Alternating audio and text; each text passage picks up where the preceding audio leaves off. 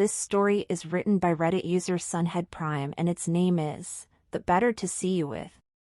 My mom died recently. She was out for one of her nightly walks along the woods near her house and got hit by a speeding car.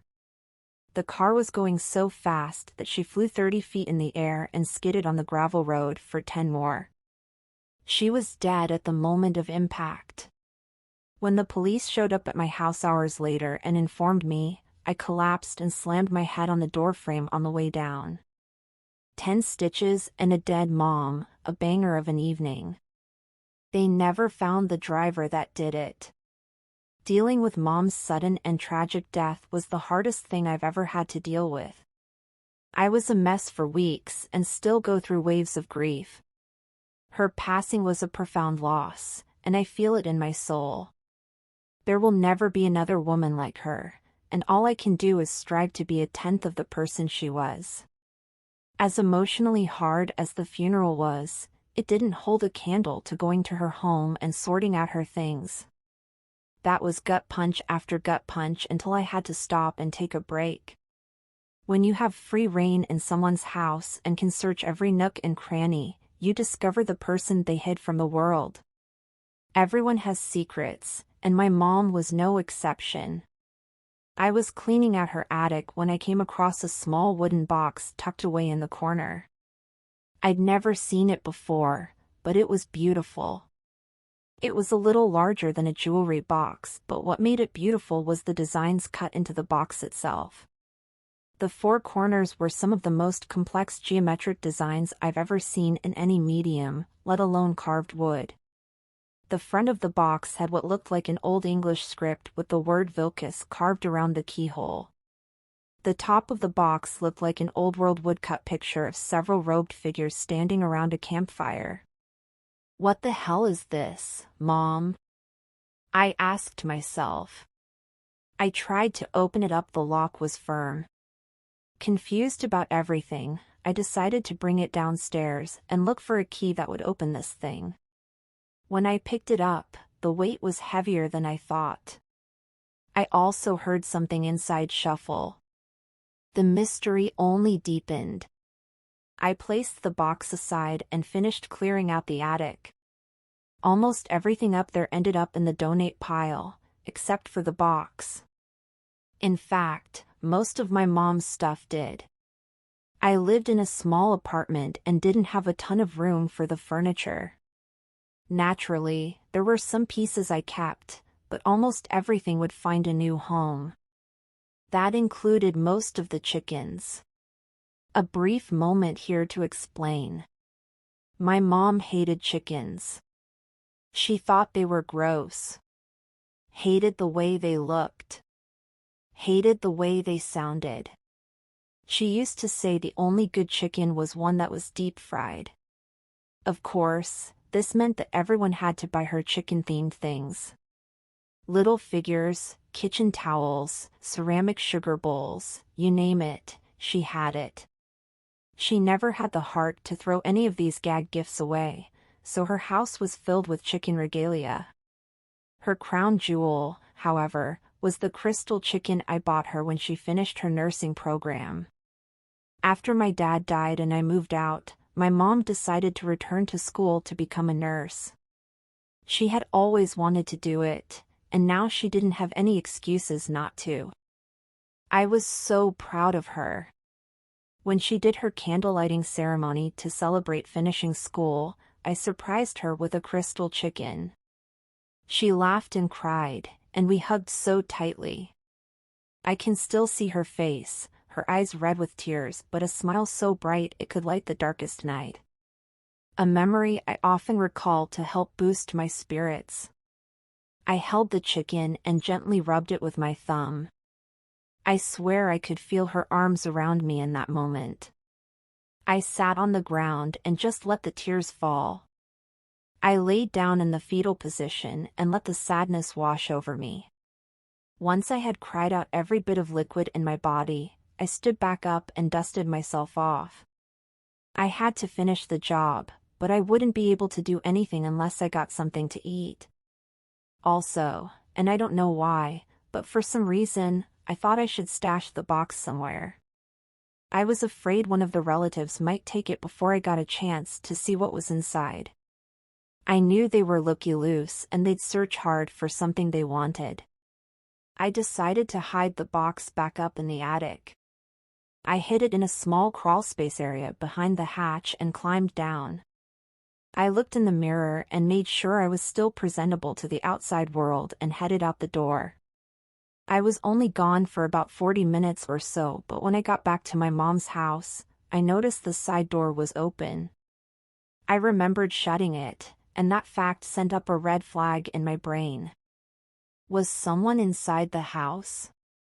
Maybe one of my mom's friends had come over. Or maybe someone else from the family. I knew a few had said they'd try and stop by to take some things. "Hello," I called out. "Anyone home?" No response. I walked into the living room, and nothing seemed out of place. In fact, every room looked normal. I walked into Mom's closet and finally noticed something askew. The hatch to the attic was pulled down. Why in the world would someone be up in the attic? I hesitated and then climbed up the ladder. I popped up into the small space and turned on the light. I didn't see anything out of the ordinary up here either. Not at first. I was about to climb down when I noticed an envelope in the corner of the room. I plucked it off the ground. In a script that definitely wasn't my mother's neat handwriting, someone had scrawled the word "open." Not knowing what else to do, I opened it up. Inside was a 3x5 card and what looked like a small patch of dog hair. On the card, someone had typed out, "Do you know the story of Little Red Riding Hood?" That was it. I was confused, and, in fact, I laughed when I read it. What in the world was this? Who had left a cryptic message in an envelope stuffed with dog hair in my dead mother's attic? None of it made sense. I threw the card and hair away and went back downstairs. I hadn't probably closed the door all the way when I shut it, thus it was open when I got back. As for the card, who knows why it was up there? I chalked it up to some lost artifact my mom had kept around for some meaning lost in time. I must have just missed seeing it when I cleaned upstairs. I didn't give any of it much thought. As I left my mom's closet and walked through her room, I felt a presence watching me. It's hard to explain, but imagine your teacher watching you while you take a test. You know the gaze is there, and you're trying to ignore it, but you can't totally put it out of your head.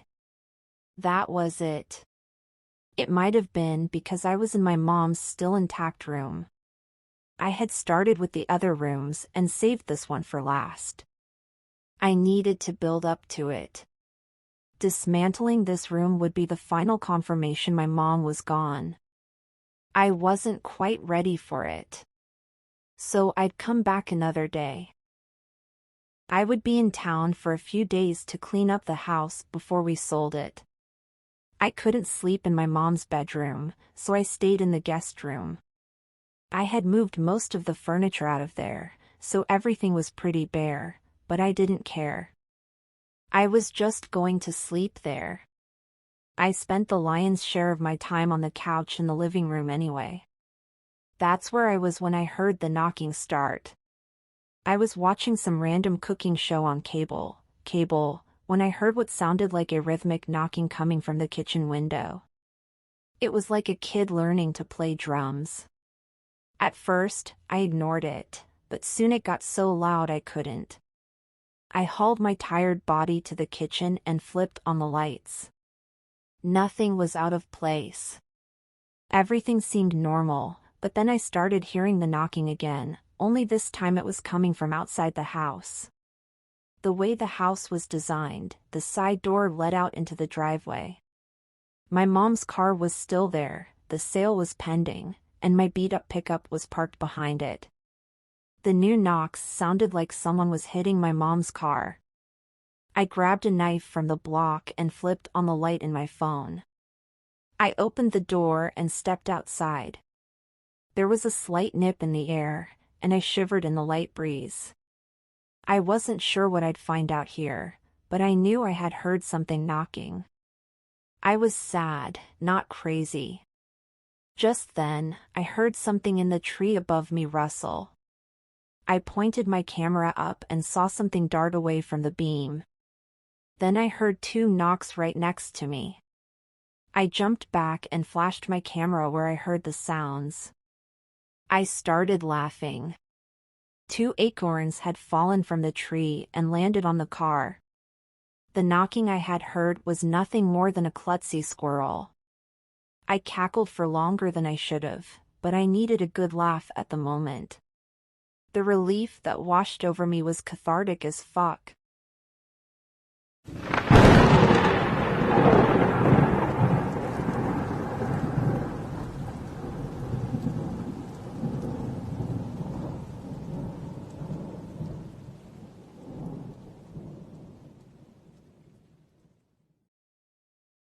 I walked back towards the door when I heard something large growl nearby. I froze, and I heard another, higher-pitched growl as I contemplated what to do. Then I heard something big dart off and run through the underbrush and back into the woods. Then a second large thing ran off in the same direction. I ran into the house and slammed the door shut. I locked both locks and dragged a chair under the handle for good measure. I looked up the animal control number and gave them a call. Naturally, they were closed, but I left a message. I went to the guest room and locked that door as well. I wasn't taking any chances. The next morning, I woke up as soon as the sunlight started bleeding through the paper-thin curtains. I wouldn't say I had the best night's sleep, but after an hour or so of mindless scrolling on my phone, I finally calmed down enough to doze off. I didn't hear any more growling or knocking the rest of the night. I hesitated to walk back out to the kitchen, but the desire to get coffee cranking through my system as soon as possible broke that hesitation. Again, nothing was out of the ordinary. I started making my coffee when I glanced out the kitchen window and saw another envelope staring back at me. Someone had jammed it in the weatherproofing. In the same handwriting as the note I found in the attic, someone had scrawled the phrase, "Why do you have such big ears?" I quickly went outside, plucked the envelope off the window, and hustled back inside. Once in the friendly confines of my mom's home, I opened the envelope. Inside was another 3x5 card with a single typed message on it. It simply read, "The better to hear you, my darling." The fuck? I muttered. Just then, there was a knock at the door. I was so surprised I dropped the card. "Probably the family," I said, assuming the relatives were coming to loot the tomb. I walked over to the door and pulled it open expecting to see family, but instead being greeted by a guy dressed like a Mormon missionary. I sighed. "I don't believe in God," I said, starting to close the door. "I don't either," the pleasant man said. "Oh," I said, halting my premature door closure, "then, what can I do for you?" "First, I wanted to say how sad I was to hear of your mother's passing. I know that can't be easy to deal with." "It's not, but thank you." "Did you know her?" "Yes and no." "What does that mean?" "Well," the man started, "I run a small antique shop a few towns over, and your mom used to come by every once in a while and browse." "Okay," I said, unsure where this was headed. "Did she steal from you or something?" The man laughed. No. Nothing like that. It was actually a mistake I made about 2 weeks ago. I accidentally sold a piece to your mother that I was supposed to be holding for someone else." "What was it?" It was a carved little box about this big," he said, holding out his hands. "Have you seen anything like that around here?" "No," I lied. "Oh, crackers," he said. "Can I come in and take a look?" "No." "Sorry," I said with a smile to hopefully back him off. "Are you sure?" "Yeah, pretty sure I don't want a strange man inside my house." "Your mother's house," he corrected. Well, if this whole thing wasn't creepy enough, that just clinched it. I tried to shut the door, but he put his foot in the way and blocked the door from closing. I could feel my heart start to race, but I held it together. I did not want to show fear. I bared my teeth some and said, "Move your foot. I'll give you $1,000 for it." I paused. How much was it worth if this guy was willing to pay $1,000 for that box? Could I just cut him out and sell it directly for more money? All of these thoughts ran through my head, but I only spat out the question, "Did you leave a note on my window?" "What?" he said, confused. "Move your foot, please." 2,000, he said. "I don't have the box," I said as I stomped on the top of his foot with my heel. He yelped and pulled his foot back as I slammed and locked the door. I watched him through the little peephole. He swore under his breath, "So definitely not Mormon," sighed, and slammed the screen door.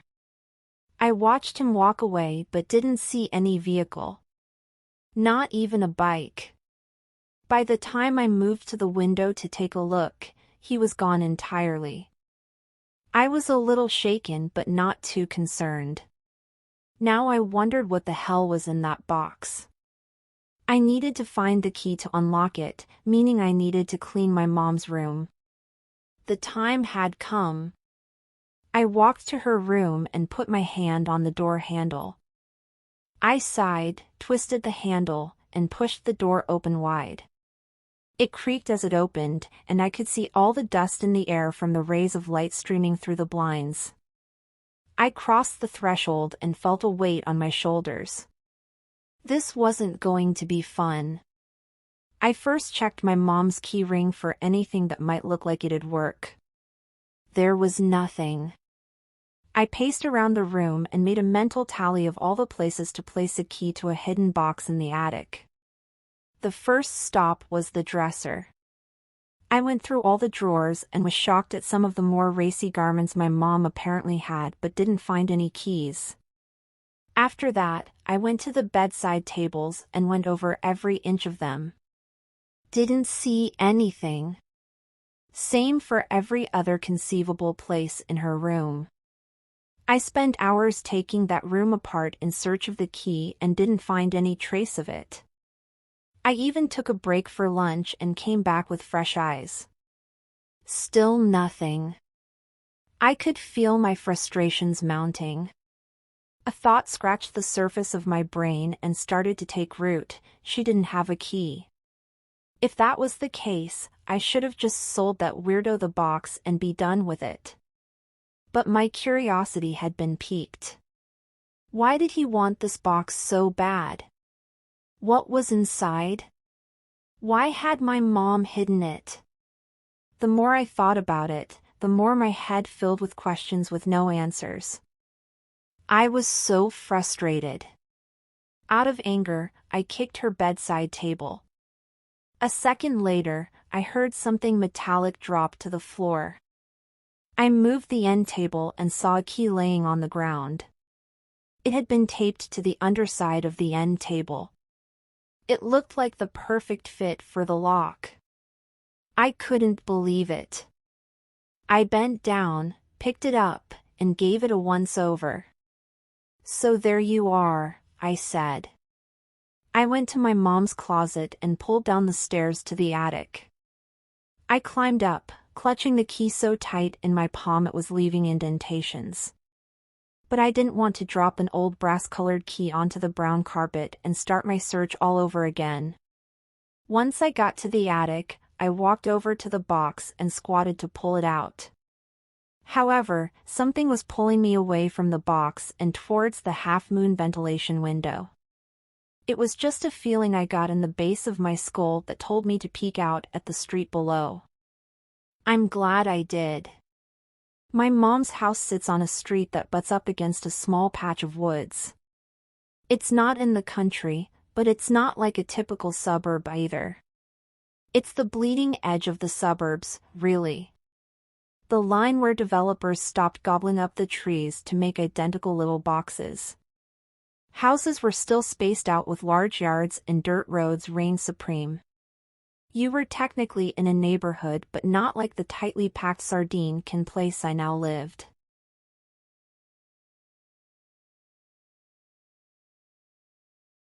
As my eyes scanned the tree line, something out of place caught my vision. The guy who tried to buy the box was standing back in the greenery. He was holding a pair of binoculars and staring out at my house. Instinctively, I leaned back a bit from the window, hoping he wouldn't spot me. He seemed to be talking to some other unseen person. I looked around but couldn't see any other person near him. Who was this guy? Why did he want this box so badly? As I pondered, I watched as he took several steps back into the tree line, and I lost sight of him for good. Then I heard glass break downstairs. The person he was talking to had just broken a window in my house. I assumed they would be entering shortly. I cursed myself for not having a weapon, especially after the earlier encounter. I knew I didn't want them to know I was up here. I quickly but quietly padded over to the open attic hatch and pulled it closed. I was trapped, but I was out of sight. I only hoped they wouldn't come looking for me. After an agonizing few seconds, I heard the kitchen window open, and the screen get kicked in.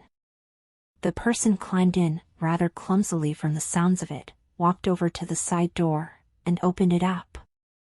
He was letting in someone else to help him. I assumed it was the man from earlier, but I wasn't sure if it was just him. What if there were more? What if they were armed? What if they wouldn't take no for an answer? I decided I needed to hide the box somewhere up here where they may not find it.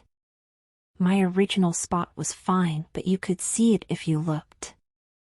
I needed something better. Glancing up, I saw some pink insulation that had pulled away from the wood beams. I stuffed the box in there and pulled the insulation back over it to hide it. It wasn't elegant, but it was the best I could do at the moment. In the house below me, I could hear at least two people talking, though I had a hard time making out anything concrete.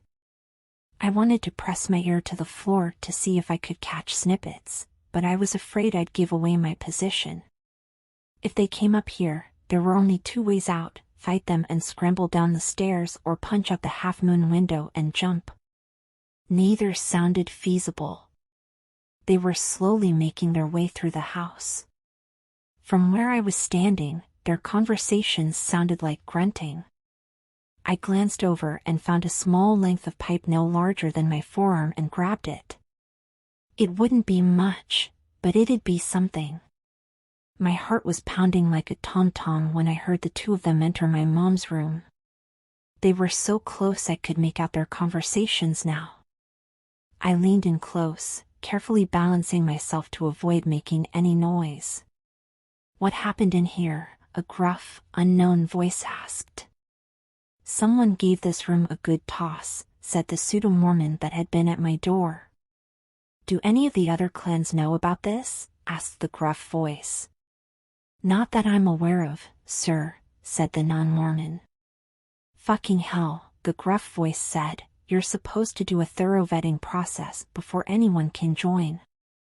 How did you fuck this up?" "I'm sorry. She was my nurse and she seemed like a good fit for..." His voice trailed off. "Did you hear that?" the gruff voice whispered. "Did it come from..." the non-Mormon started, but the gruff voice cut him off. "Yes. Follow me," he said as quietly as possible. I pushed myself back up and watched the attic hatch like a hawk. I cocked the piece of pipe back and waited for the hatch to open. I was going to brain the first person that came up those stairs. But the hatch never opened. Instead, the two men moved out of my mom's room and back into the living room. Then one of them yelled, "What are you doing here?" Someone threw something, and then there was a struggle. I didn't know who was down there, but the fight got more intense the longer it went on. I heard crashing and smashing and screaming and growling. Whatever was going on downstairs was brutal. Then the howling started. Whatever was down there started howling so loud that I dropped the pipe and covered my ears. I was afraid it was going to rupture my eardrums. I didn't care that the pipe dropping could give my hiding spot away. The noise cut through me like a saw. Over the fading howl, I heard people rush towards any exit from the house. There was yelling and screaming and threats, but then there was silence. I waited about 30 minutes in a crouch, my knees were screaming in pain, before I decided to go down and check what had happened.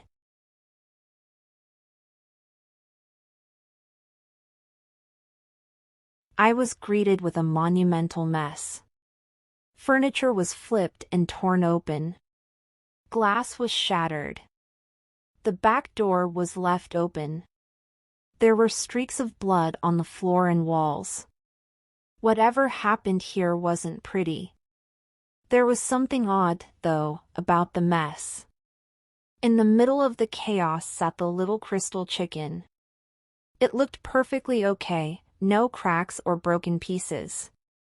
What was odd was I had left it on the bookcase in the other room yesterday and not in the middle of the kitchen floor. The bookcase hadn't been tipped over, so someone had to pick the chicken off the shelf and place it on the ground. Who the hell would do that?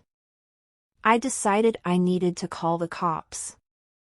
I had little hope that they would solve the case, but I thought I might need a record of the break-in. 30 minutes later, a squad car rolled up. 2 cops got out and greeted me. They were nice enough, listened to what I had to say, and wrote some of it down. They asked if anything was stolen, and I said I wasn't sure but didn't think so.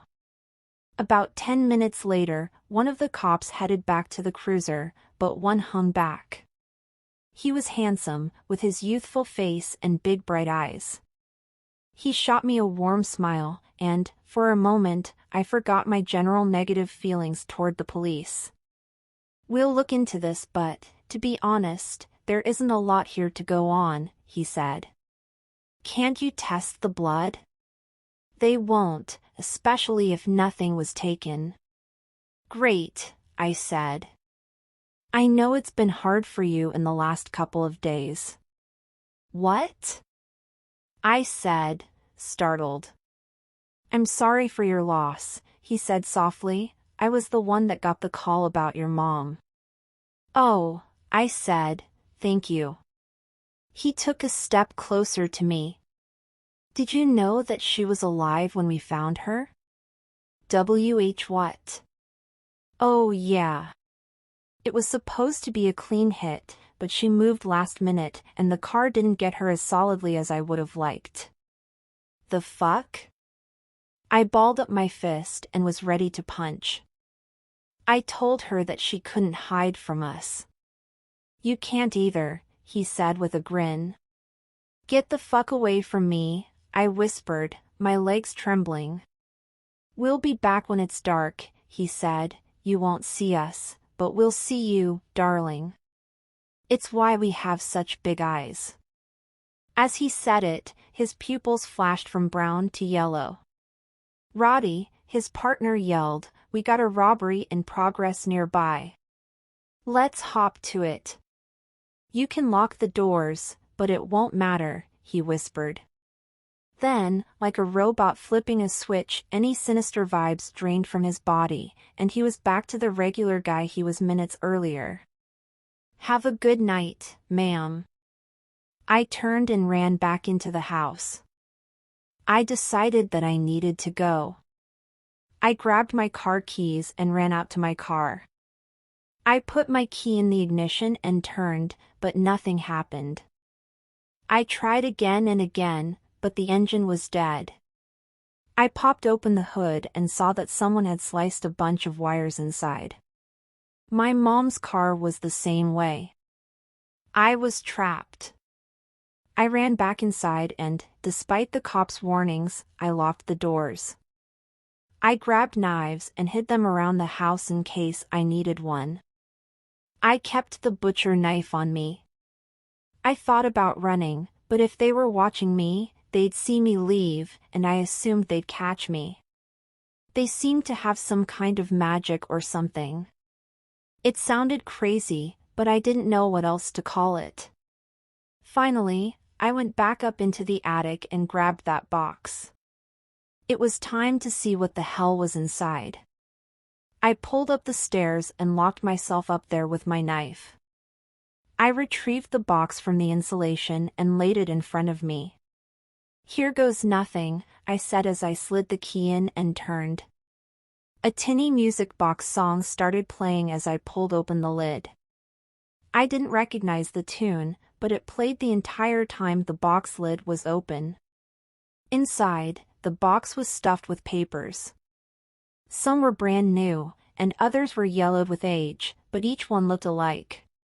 It was just a list of names, like a roster. The hell? The dates on the pages were varied. One from 2022. 1983, 1947. 1892, 1849. 1781. What was stranger still was that some of the names were on every roster. Some of these names I knew, some everyone in the world knew. If this information got out, the entire world would change. Here I was, the daughter of a late-in-life nurse, holding evidence that proved a myth real. Astounding. My brain was having a hard time comprehending all of this information. Were these werewolves? Was that possible? More to the point, how had my mom gotten caught up in all this? She really did live a life I had no idea about. Someone started screaming outside my house. I ran over to the half-moon window and peered out. I saw the non-Mormon standing out there. He pointed at the window, and I knew I was fucked. He was aware of where I was. "I know you're in there, and I know what you have. You may not know what you're holding, but trust me when I say that I will do anything to get it back," the man yelled. "Give it to me, and I leave, and you never see or hear from us again." I tightened the grip around my knife. My best guess was my mom had someone get a hold of this, realized what it was, and was planning on exposing it. They didn't like that, and they killed her. My God, they killed her. Now they wanted the box, but even if I gave it to them, they'd have to clean up the mess. They'd have to kill me, too. "If you don't, well, then you'll get to discover what I have these big teeth for," he said with a laugh. "But I'm already full, so be a good sport and just hand over the box." Not a fucking chance, I thought. I was going to go down with the ship. I didn't have any way out of this mess. I decided that I wouldn't go down without a fight. I'd honor my mom by fighting her fight for her. She didn't raise a sissy. Werewolf or not, I was content to fuck one of them up or die trying. Before I could go downstairs, though, I heard a howl. Then another. And another. I walked back to the window and saw 3 wolves circling the non-Mormon. He looked frightened, these were not his friends. "You're going against the way," he screamed. "Your clan will be all of our downfall." Then they sat on him.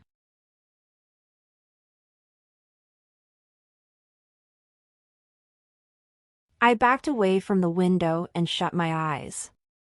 The sound of 3 wolves tearing into a man is the most disturbing thing I've ever heard. His screams have nested in my brain and will never leave. I hope never to hear the wet slap of meat being slammed into the ground again. Minutes later, I heard a howl. I opened my eyes and stood back up. I peeked out the window and saw the 3 wolves in the middle of the street, howling together. Whatever was left of the man was gone, save for a message written in his blood. It read, "You're safe." For some reason, I believed it. These guys had killed the man threatening me.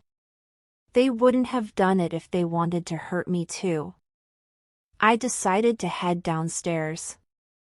I clutched onto the knife and the box with my life as I went down the ladder and through the mess in the house. I walked to the front door and opened it. I could feel the cool night air blowing my hair back. I looked out to the street, and where I had previously seen 3 wolves, a lone man stood under the street light. He waved to me. I walked to him. He was so big and bulky. Not fat but fit and as tall as the day is long. Easily over 6'4". His brown skin seemed to shimmer unnaturally in the street light. But his face was warm and inviting. As I approached, he gave me a pleasant smile. "I'm sorry you had to see that," he said. I shut my eyes, I said. "Probably for the best." He eyed the knife in my hand. "I'm not here to hurt you." "None of us are." "You'll forgive me if I keep holding it." "Not to be rude or anything." He nodded. "I understand." "Are you?" "Yes," he said before I finished asking. "Holy shit," I said in a whisper. "We've been around for a long time," he said. He pointed at the box in my arms and said, "But I imagine you know that already, seeing as you opened the box." "How did you know I opened it?" "We heard the song." "We all did. That's how we knew we were needed." "Is it like, I dunno, a bat signal or something?" He let out a deep bass-filled laugh. "Something like that, yes." "Was my mom?" "We failed your mother," he said in a regretful tone. "For that, I can only apologize. I'm sorry you'll never get to see her in her natural form again." I started crying. The finality of everything just struck. I felt dumb for crying in front of this hulking stranger, but I couldn't stop myself. Instead, he leaned over and hugged me. I dropped the knife and hugged him back. For the first time in a long time, I felt safe. After collecting myself, I looked down at the box and into his eyes. "Does this belong to you?" "No," he said, "it belongs to all of us. We're just tasked with keeping it safe." "Then, you better keep it," I said, handing it over. "Thank you," he said, bowing towards me. "Am I safe?" "There were others." "They have been taken care of," he said, nodding at the blood on the ground. "Message received." "Will more come?" "Perhaps," he said, "but there will always be someone watching over you." "Believe me." I nodded, and he turned and walked back into the woods. After a minute, he faded into the darkness altogether, and I stood alone in the middle of the street. A weight was lifted from my shoulders. I felt calm, eerily so. A week passed, and I managed to clean up and ship out everything in my mom's house. I had one last thing I wanted to do before I left all of this madness behind and returned to my wonderfully boring and normal life. I had to see her grave. My mother's final resting spot is one worthy of her beauty and grace. It sits on a small hill shaded by a blooming magnolia tree that gently shakes in the constant pleasant breezes. The view of the sunsets are amazing. If she were still around, I think she'd agree it was perfect. I came to say my final goodbyes and left her a little gift.